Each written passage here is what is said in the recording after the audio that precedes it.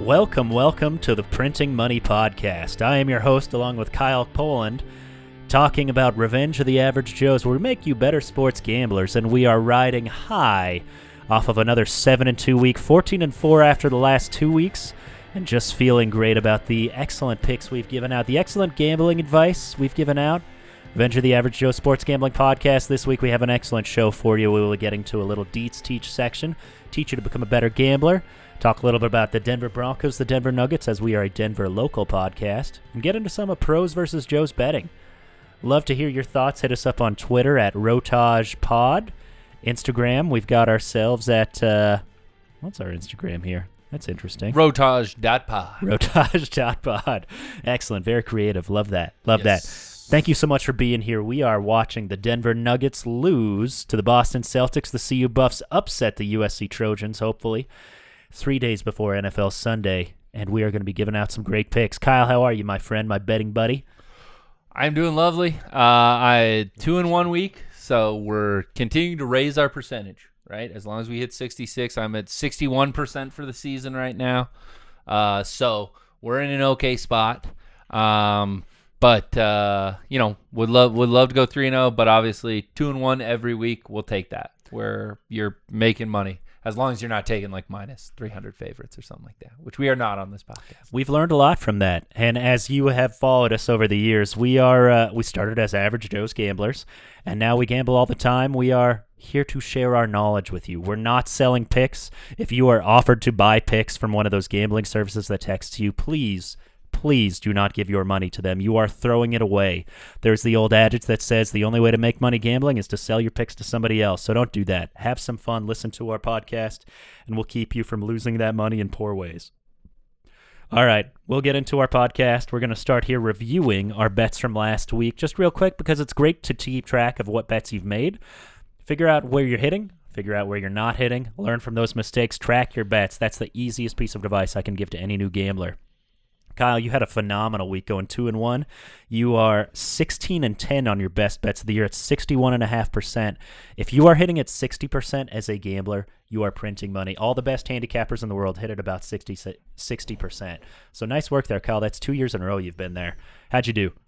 Yeah, so I had Georgia -8 versus Tennessee. I'm not usually much of a college football guy, but obviously, especially in college, whenever you get a chance to bet against the public, and public was all over Tennessee to cover this, then that's great. And then also Georgia's unreal talented, and people have forgotten since it's been multiple weeks since they absolutely kicked the hell out of Oregon, and they've kind of been beating everyone but on cruise control, and you could see they got up for that game.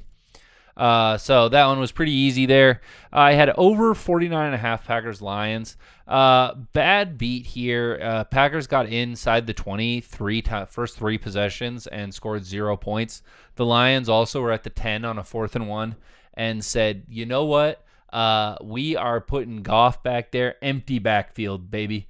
And could not pick up the blitz there. So I had 4 possessions inside the 20 to start off.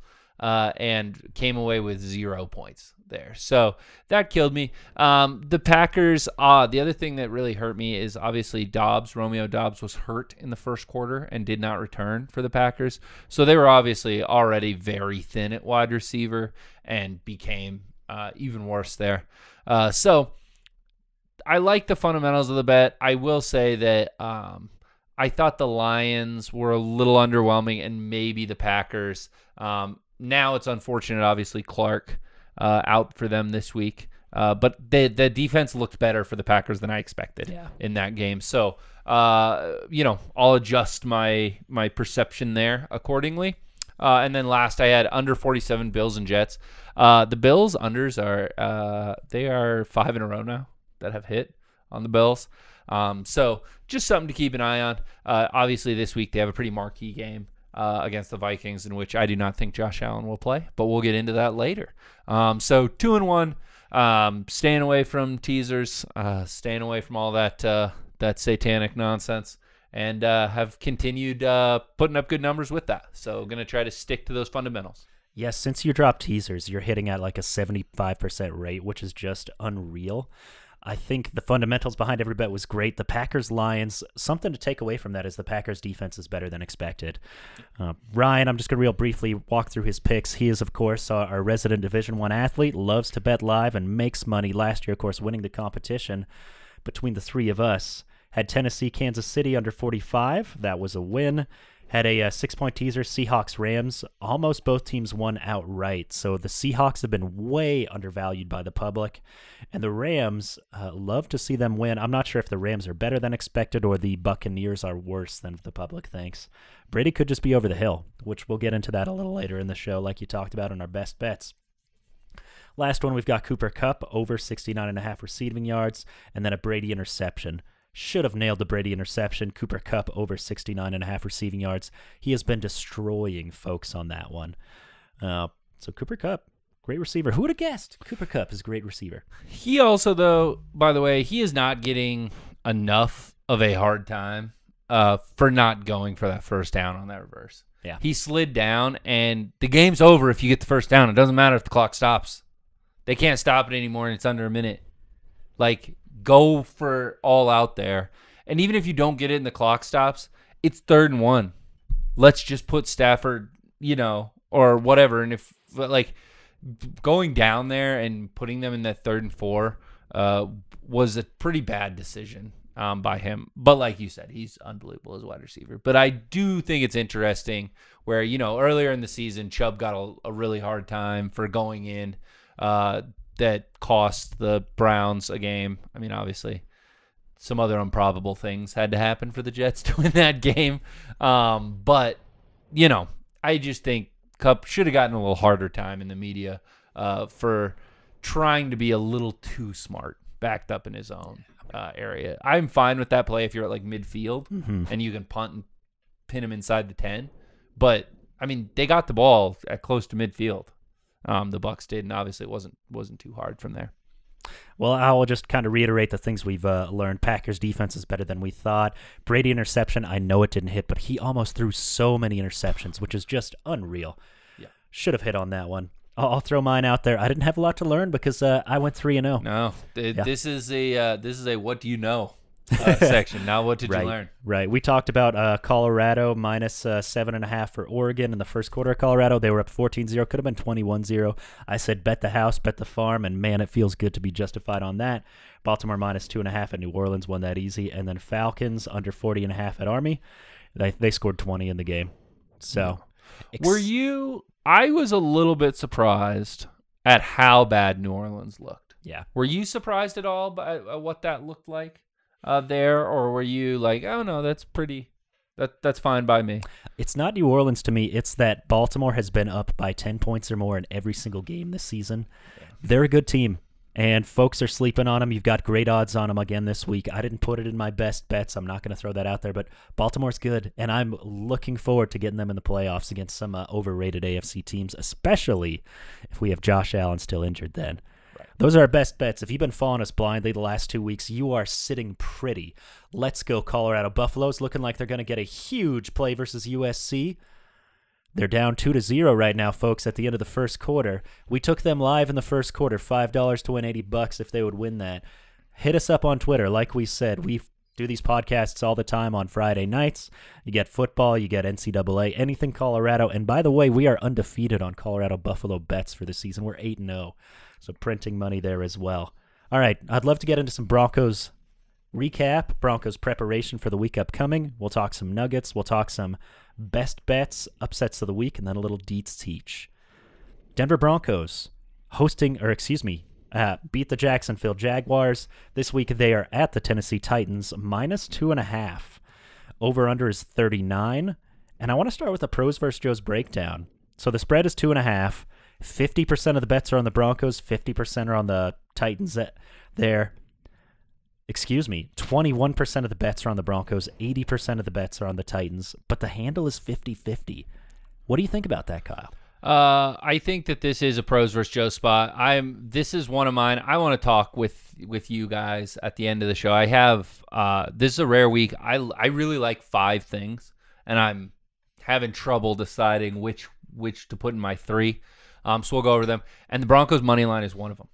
The Titans that defense was on the field versus the Chiefs for over 90 plays.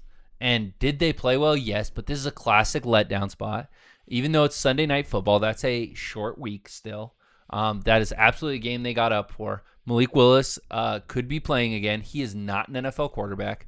Also, Burks is still banged up, and they do not have any wide receivers, as A.J. Brown delighted in pointing out on Twitter there for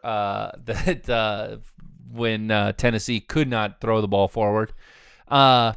So anytime you see, 80% of the bets but 50-50 of the handle, know that pros are coming in. Yeah. And I know that pros have been hitting this number. Broncos money line plus 130. I think there's a lot of value there. There is, a good thing here for a short week versus us coming off of a bye. There, like you said, beat Jacksonville in London. I think that the Broncos are above the Titans in DVOA. So I just don't think that there's a lot to like about this Titans team. I think they absolutely suck. And the AFC South absolutely sucks. So they get more wins than they should. And remember last year, they were a very weak number 1 seed and got knocked off by the Bengals in the first playoff game they played. Yeah.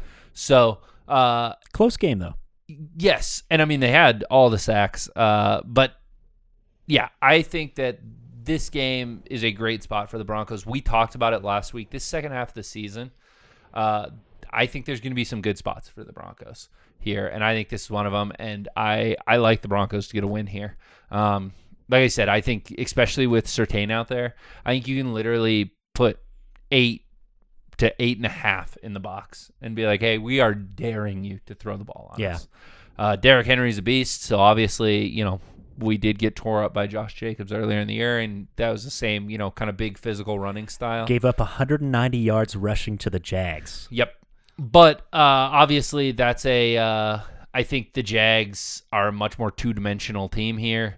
So I definitely like this play here with the Broncos.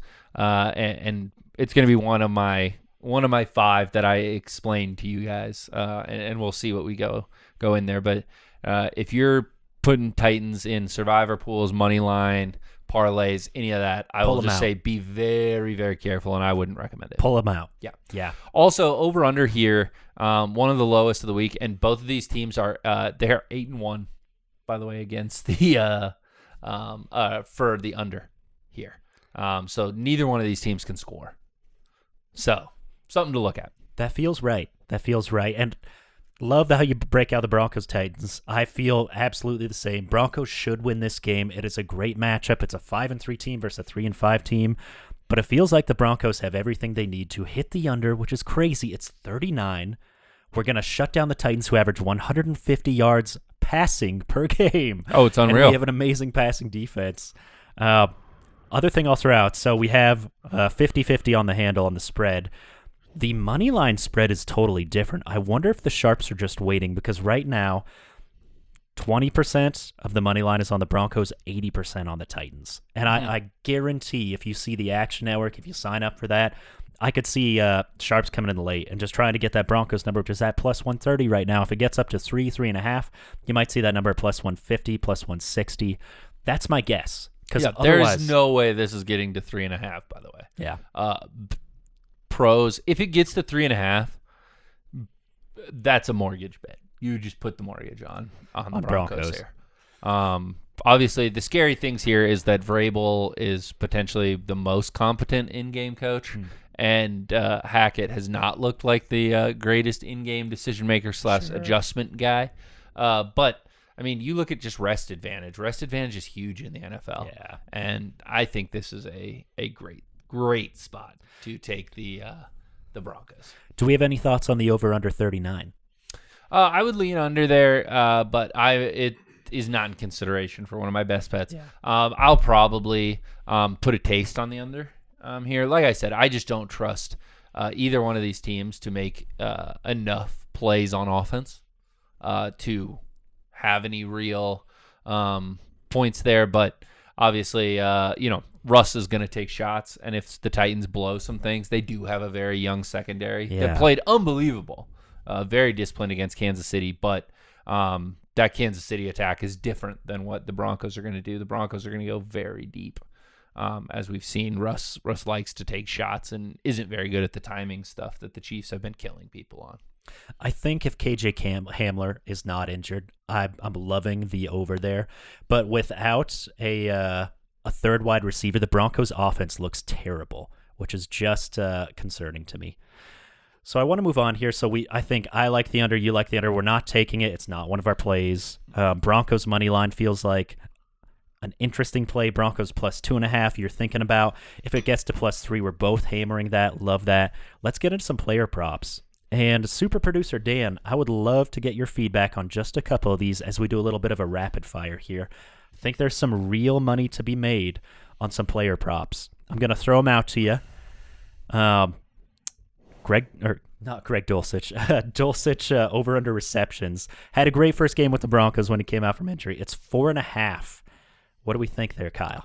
I don't see tons of value there, but I do think that obviously he's been a huge target there, and so I don't hate it at +123. Okay.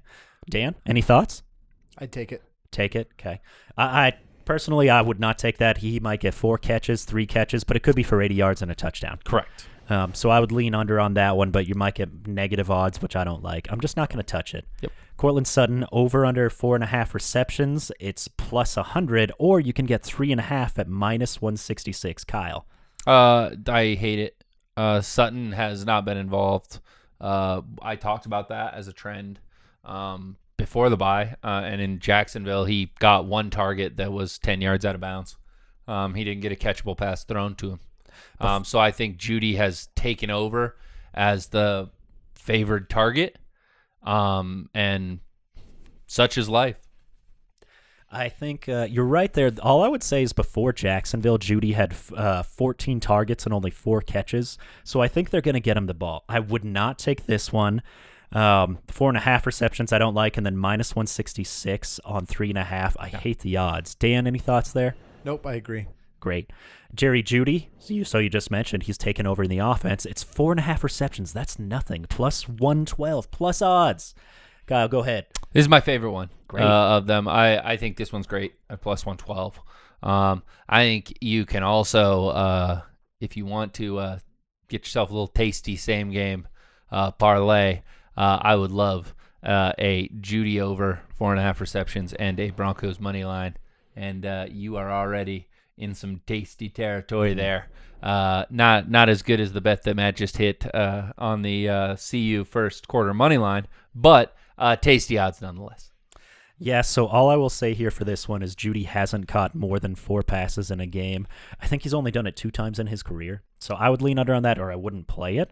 I think he will be a bigger receiver, and this could be something we see for Jeudy going down, just down the road. And Buffalo's first quarter, we took that one live, put it out on Twitter, +1,600, 5-185. So Buffs were now 9-0 on that one. Love it. Also took the under in that game. So if you're listening live on Twitter, feeling great about it. Cortland Sutton, next one up, 52.5 yards. I think we disagree on this. Kyle, go ahead here. No, thank you. I told you he's not. I'm not going to play it. I'm not going to take the under there. I just think that the over-under yards, there's ones that I like more that are upcoming. But obviously, the explosive plays, that Wilson is going to put one up for grabs for Sutton.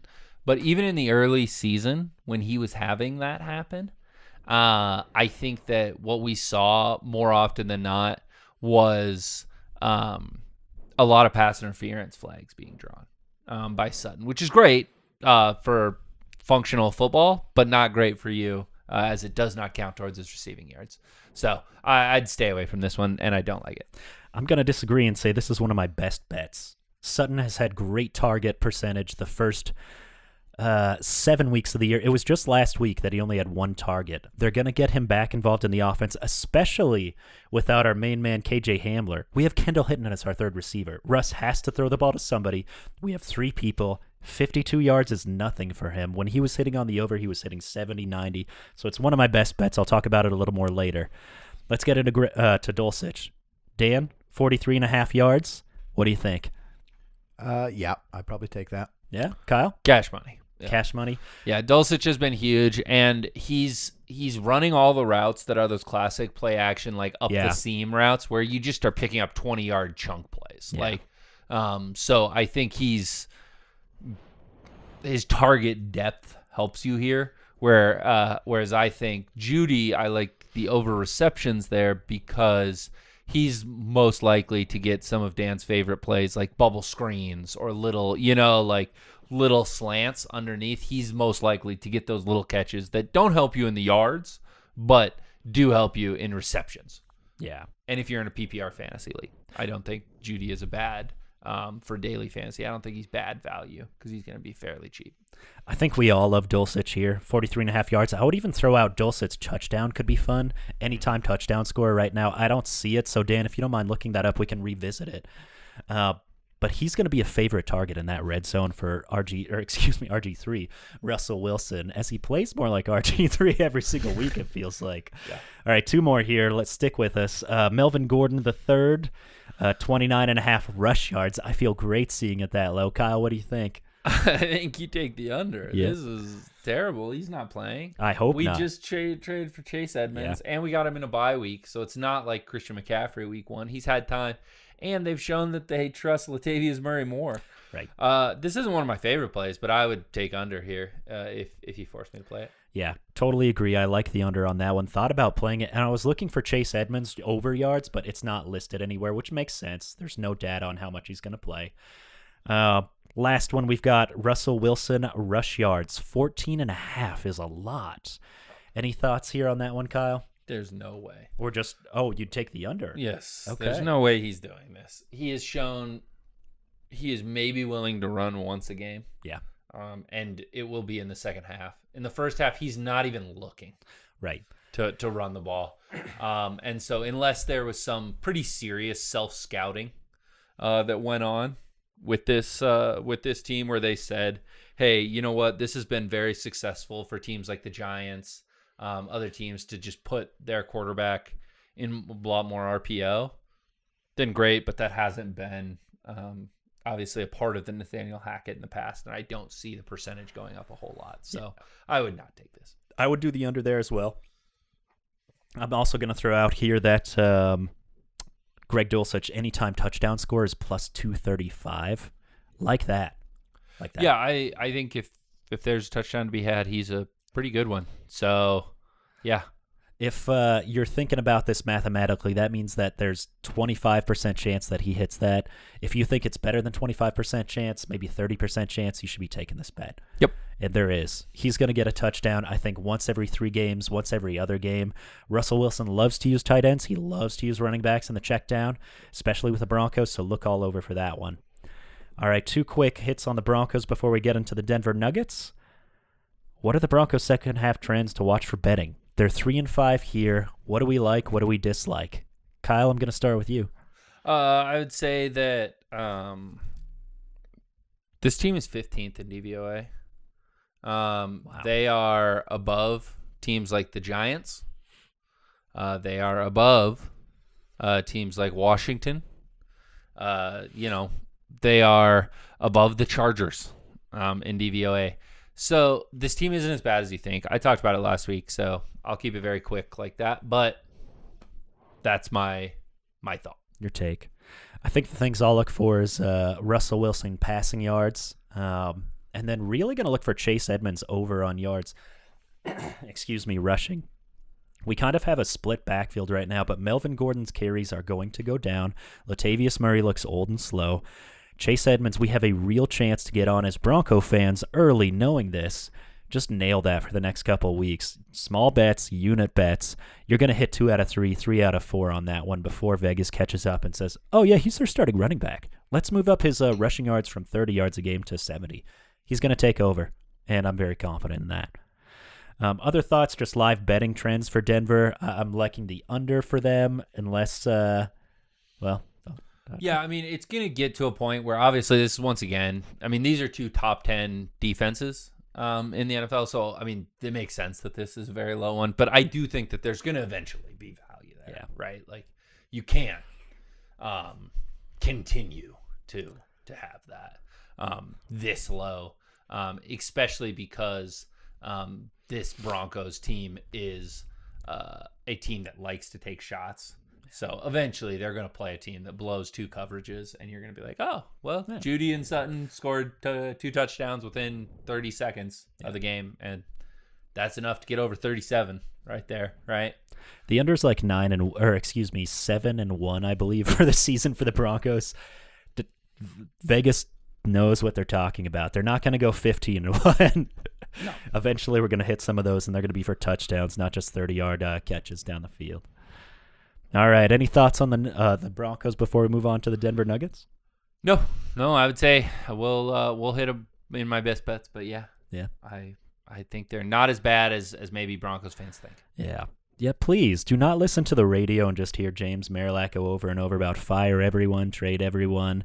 That's what they do on 104.3. They get you to listen because they want you to be tuned in and scared about the future. Watch trends. Watch stats. Russell Wilson has had 5 game-winning drive opportunities, and I think he's scored points on like 3 out of 5 or 4 out of 5. He hasn't been great. I'm not telling you Russell Wilson's the truth, but this team's not that bad. They're 3-5. I get it, but they're not that bad. Denver Nuggets. We're a Denver-based podcast. This is our bread and butter. We have season tickets to the Nuggets. We watch every single game. We tweet bets out all the time. If you've been following our Twitter bets, we're 12-2 right now on the season for the Nuggets. Helping you out there with them. Do we like the Denver Nuggets? Porter over 3s made. I think we're going to see that start to cool down, or we're going to see it start to go to 3.5. Yeah. It's 9 straight games. We talked about it last week where I said 2.5, even at minus, 130, 166 odds. It printed money. It was 9 straight games before tonight. Now tonight he shot pretty poorly, and legs didn't look right in that game, and looked like he was bothered by the length of the Celtics. But obviously the Celtics are a finals contender because they have 2 elite wing defenders. And have really good guards that are switchable and pretty big as well, with Derek White being an athlete and obviously Marcus Smart as well. So I think that Porter is going to continue to have about 70% of his shot profile be threes, and he is pretty darn good this season. In terms of, we have so many good players that we're not seeing nearly as many as even 2 years ago of the heat check Porter threes. Right. Which you couldn't be bad at, because it was like, it's Jokic, or it's like a Porter heat check, or we can throw the ball to like Austin Rivers and Faco. And it's like, no, take the heat check, man. It's fine. No. I don't hate that at all. Go ahead. Yeah. Go to town, man. And so I think that he's playing very smart, very good. The only thing I also worry about is this is another game where, once again, he almost didn't play in the fourth quarter. He picked up some fouls, so he did have those, but it was Bruce Brown is obviously a coach's favorite of Mike Malone, and has kept Porter from closing against San Antonio on the road as well. Porter did not close there. So I don't hate it there, but it's not going to be one of my favorite. I'm actually, if it's not a big game, I'm just taking Jokic under points. Yeah. That to me is the thing right now. Jokic doesn't care about stats, and so he's not going to be like, hey, run this amount of plays for me. It doesn't matter to him. So I think that we've seen in marquee games, the Lakers and the Celtics, he scored a bunch. Yeah, the only thing I'll say for Porter is that his three-point percentage in big games has been porous. So tonight against Boston Celtics, he shot 16%. Against the Lakers, he went 1 for 7. He tends to shoot the three-point ball quite a bit against big teams and high-profile games that are on national television. So I'd watch out for that. He might hit the over, but he's going to shoot 3 for 8, 3 for 7, and that's just not Michael Porter Jr. Malone loves to bench somebody who doesn't play defense, and that's MPJ all the way. I like your Jokic take there, under on points. I think that's huge. Something I want to ask about, Jamal Murray seems to be heating up. We talked about Porter over-under on threes. What do you think about Jamal's over-under on threes? He missed some open ones. I still am not there with his threes, and I think that he's also a guy who will he's very similar to Jokic in terms of he'll shoot some big ones, but he doesn't need to be like shooting all game. We saw this when he was healthy 2 or 3 years ago. He would put out 16 and a quarter and then like just keep running the offense the next quarter. Like he's not gonna keep forcing it, whatever. So yeah, I'm staying away from Murray right now. I don't have a great feel for him. I did like to see he had 10 assists tonight, and his assist numbers have been pretty high. Yeah. So I think obviously playing the 2-man game with Jokic, as his shooting continues to improve, he's going to get some free assists where it's like, oh, you just threw it to a wide open Jokic from 15 feet, and that's cash money every time. Yeah. So I would say his assists I like more than his points. Like that. Love the thoughts on Jamal Murray there, Kyle. I think I'm not playing his 3-point shots right now. I'm not playing the over-under on points. If I had to give you 1 or 2 Nuggets live bets, I think Jokic under on points, unless he's in foul trouble. He seems to come back in the game, and he wants to really shoot the ball quite a bit, and also really looking to fade Nuggets in the third quarter. Anytime Jokic is off the court, we're still fading him there. The bench is getting better. They're finding their rhythm, but in the meantime, fade the Nuggets when Jokic isn't on the court. And just follow us on Twitter. We're at the games. We can tell you how things are feeling. It's not a tough team to bet when you're in the stands at Ball Arena. That's the Denver Nuggets. 8-4, having a great season so far, and we are having a great season betting on them, fading or tailing, whatever it may be. We've just been all over them. Want to talk a little bit about the upset of the week. I've got 2 teams I want to throw out here to you, Kyle. One of them, Ryan has in his best bets. Seattle at Tampa Bay is plus 130, and the other team I'm thinking about for our upset of the week is Minnesota at Buffalo, minus 4.5. Minnesota, I think, is plus 145. That's reversed, by the way. You're going to have to take Buffalo. Oh, no, you're right. It would be 9 if they knew Allen was playing. Yeah. Yeah, so I think it was 9 earlier this week, but it's dropped all the way the closer we've gotten and seen like, oh, Allen's not 100%. There might take Seattle, don't take Minnesota. Okay. That's the feedback here. Minnesota is a fraudulent team. In terms of DVOA, offensive DVOA, the Packers and Minnesota are right next to each other. Yeah. They're the same offenses. The Packers have been unlucky in the red zone and been unlucky with turnovers. And on 4th down, which is weird for an Aaron Rodgers team, the Packers have been awful. And so that's no good. But Minnesota was losing to the Commanders. If anything, I think as this gets lower, I think there's value here. I don't think Minnesota's defense is very good. The only thing I'm watching is Buffalo defensive injuries. I think those are more significant than Josh Allen necessarily. Obviously, he hasn't played well the last 2 weeks, and I don't know if that's because of the injury or what, but, he hasn't looked good. And so whereas you're taking a very old Tampa Bay team against Seattle in Germany, I will absolutely. I like Seattle there, and I'm glad Ryan put it in his best bets because I thought about it as well. It wasn't one of my 5, but it was definitely another one that I liked. So I think Seattle is play there. And then I've already talked about the Broncos. The Broncos are definitely a great upset pick as well. Yeah, and the reason why we do this exercise is because it's easy to go look at a heavy favorite and say, man, there's no way they're going to lose this game. I'm going to take them at minus 400 and 3 other teams at minus 400, and I'm going to feel great about my heavy favorite parlay that's like minus 110. Upsets happen in the NFL. And if you think a team that's minus 400 is going to win, they'd better win 80% of the time. Otherwise, you're going to lose money, and you're going to lose money big. You might win 60% of bets, 70% of bets, but you are going to lose overall. Your bankroll will build, and then you will lose it all. Which brings us into our Dietz Teach of the week, the math behind parlays. So the average gambler, the newer gambler, which myself included when I first started playing, thought, hey, I'm going to put 2 or 3 teams together on this parlay, and it might be, minus 110. If I bet $10, I'm going to get a huge advantage on that. I did not understand that the parlays do not give you a multiplier of any kind.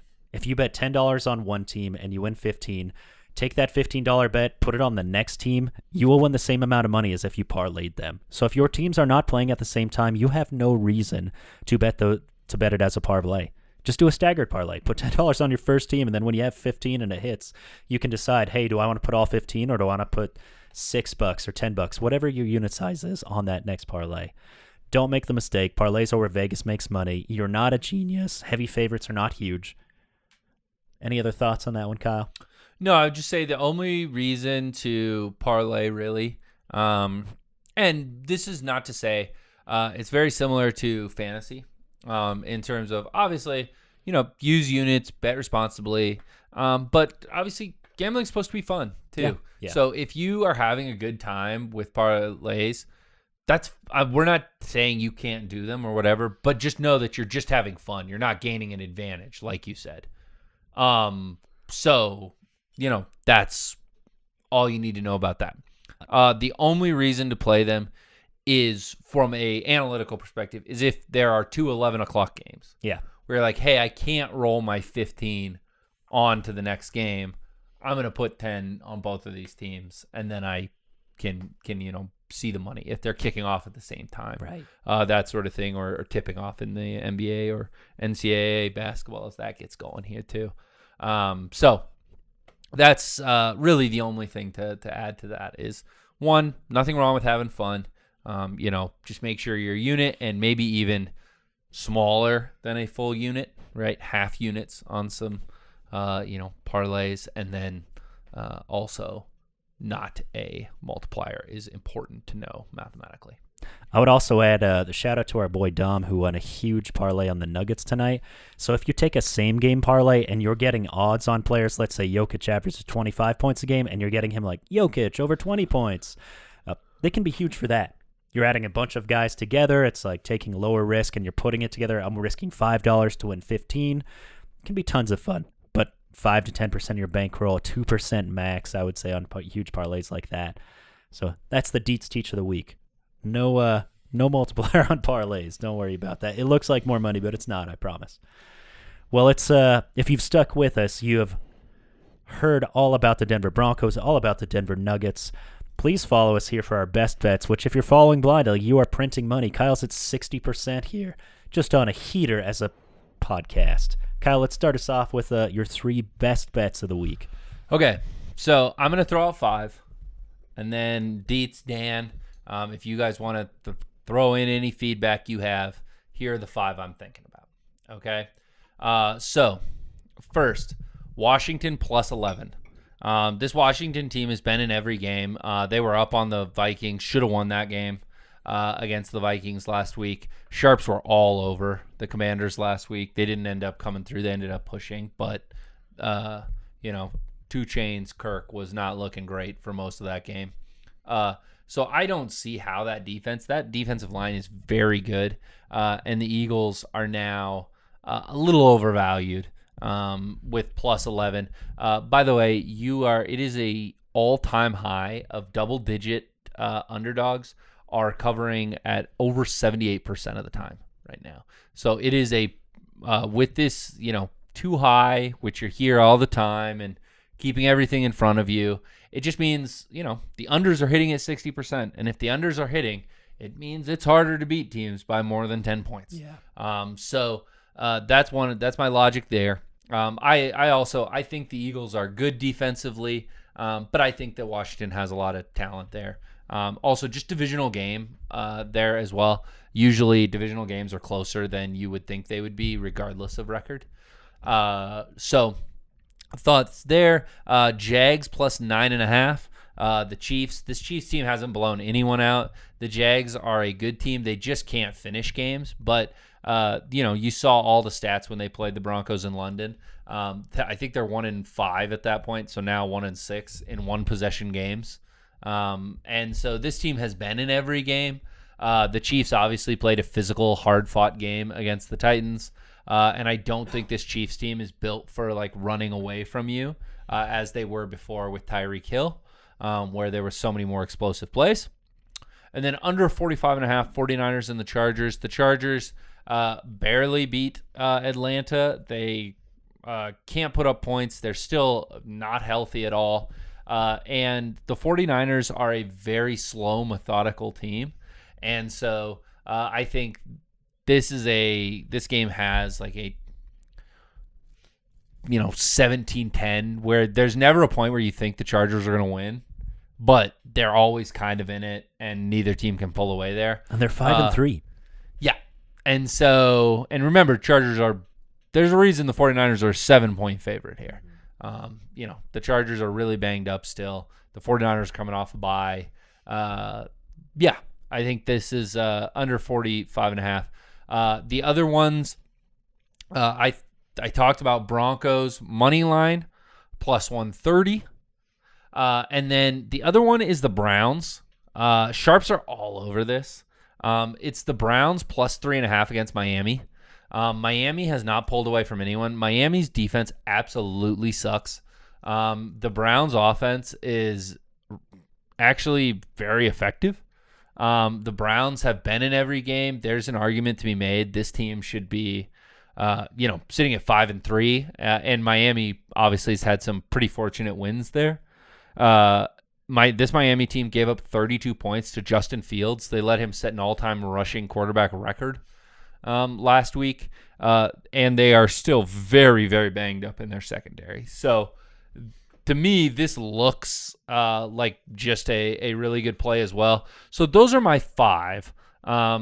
Obviously, my 4 out of those are just minus 110, accepting the juice. I've got the Broncos money line. Dietz, what are your thoughts? What would be, I guess maybe the quicker way to say it is, what would be the 2 that you wouldn't give a rose to if this were The Bachelor? Who are you not giving your rose to? Oh, I was going to rank it. My top 3. Okay, go ahead. And I'm going to start. I'm going to start with the Jags plus 9.5, just because Travis Etienne has looked phenomenal on the ground. Of course, they scored 190 rushing yards versus the Broncos. I think keeping Patrick Mahomes off the field is a huge thing. And like you talked about, Chiefs team isn't running away with anything. They have a chance for a backdoor cover with Trevor Lawrence there, and they should have won that game versus the Broncos.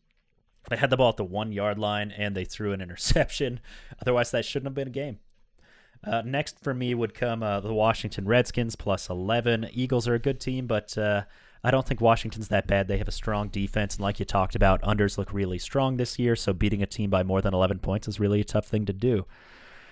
Third one, under on 49ers Chargers. 49ers have the best run defense in the NFL, and I think that's going to make the Chargers one-dimensional, especially in the first half. I don't hate the Broncos money line.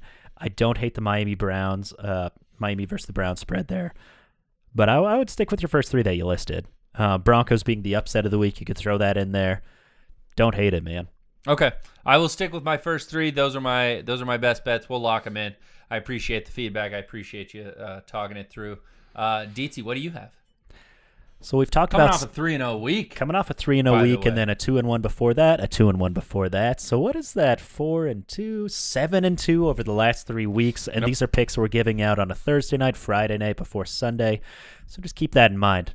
When you listen to the podcast, keep it in a grain of salt. Check the injury reports. Check pros versus Joes. See where the sharps are betting. Cortland Sutton over 52 yards. I know we disagree on that. I feel very good about Cortland Sutton getting those passing yards.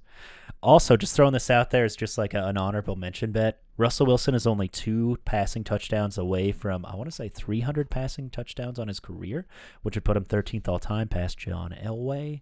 Could get that this week. Not going to do that. Derrick Henry over rushing yards, 107.5. So they're not going to pass the ball against Patrick Surtain. And Derrick Henry is much better than Travis Etienne. The last 4 games, we've given up 140 yards rushing a game, 190 to Jacksonville. I think that one's super easy. And the Broncos are 20th in the league in the rush defense. We made Josh Jacobs look fantastic. This is an easy one for me. Nail that one. Last one I've got here is San Francisco first quarter minus 2.5 versus the Los Angeles Chargers. Normally, I wouldn't take this, but it's a 50-50 bet because it's minus 110, right? So maybe it's a 45-55 bet. Mike Shanahan offenses, Kyle Shanahan offenses, they are phenomenal on their first drive. You saw versus the Broncos, they came out, scored a touchdown, didn't score a touchdown the rest of the game. I really feel good about this. The Chargers are terrible in the first quarter, terrible in the first half, terrible in the first 3 quarters of games. I'm all over this one here. So San Francisco first quarter -2.5. Cortland Sutton over 52 yards receiving, and then Derrick Henry over 107 yards rushing. Bet what you know. 2 of those are on the Broncos game. I've watched every minute of every Broncos game this year. Watched a lot of Titans football for some reason. And I have watched Mike Shanahan for years, Kyle Shanahan for years, and I think this is just 3 winners. Yeah, I really like the San Francisco one. I like Derrick Henry as well. I think there's absolutely a world in which he has a totally good game, right? I think he could have 130, but no touchdowns, and they still lose the game. I like all 3 of those there. Obviously, I've told you my Sutton thoughts, but I don't hate that. And I'm curious, are we officially on the Seattle fans?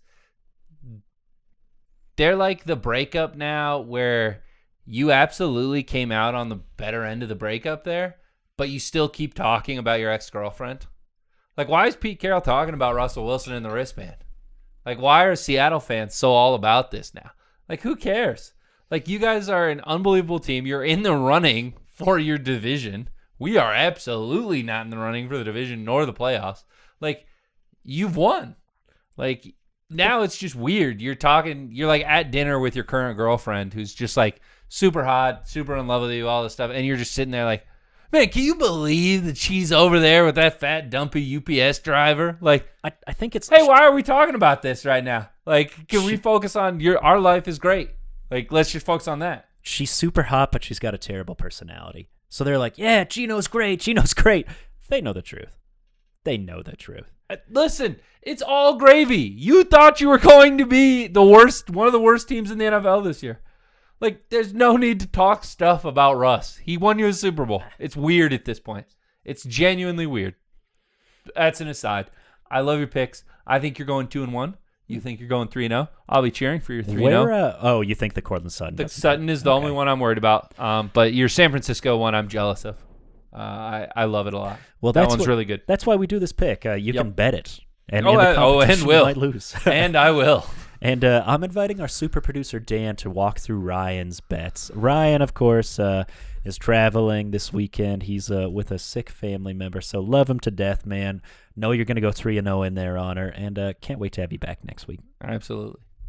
So we talked about it in the upset of the week, Seahawks money line, plus money in Munich.